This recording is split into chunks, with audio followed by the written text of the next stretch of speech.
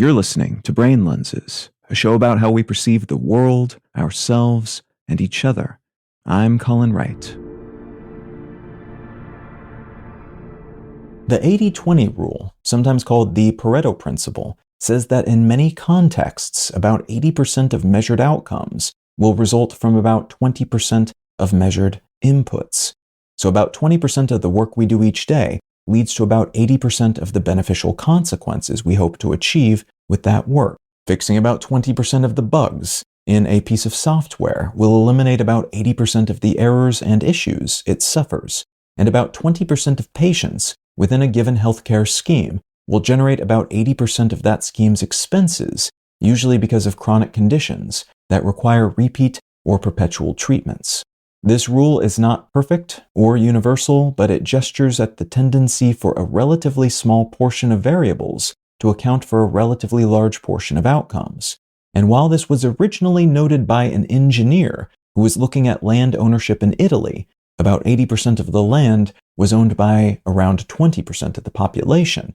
it has since become a truism across many fields, as the same rough proportions seem to arise all over the place if you look. One relatively new area in which this principle has been tracked is on social networks. The proportions are different, but a recent study by Pew Research looking at TikTok found that the top 25% of US adults using the platform produce about 98% of all videos made by this demographic. This is similar to the findings of a previous study by Pew looking at Twitter, for which they found about 25% of the most active US adults posting on the network produced around 97% of all tweets emerging from their demo. That's a pretty astonishing ratio considering how influential such networks have become, and it raises questions about the legitimacy of things to which we are exposed on such networks, and public discourse that is often shaped, at least in part, by platform-based conversations.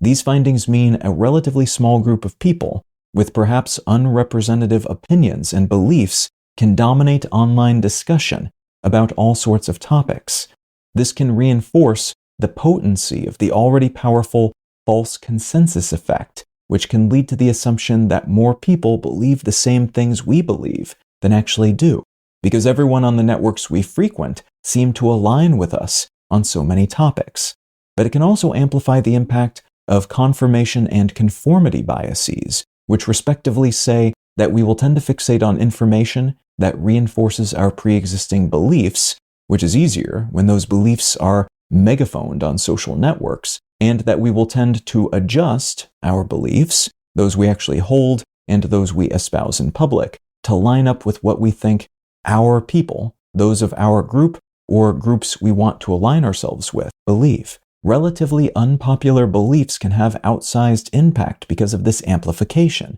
and while there is nothing inherently wrong with increasing the volume of voices that don't otherwise have as much of an audience, this can distort perceptions about what people want and think and intend to do, which can in turn distort our perception of all sorts of ideas and conversations, altering our internal debates, but also news cycles, political conversations, elections, and other real-world outcomes.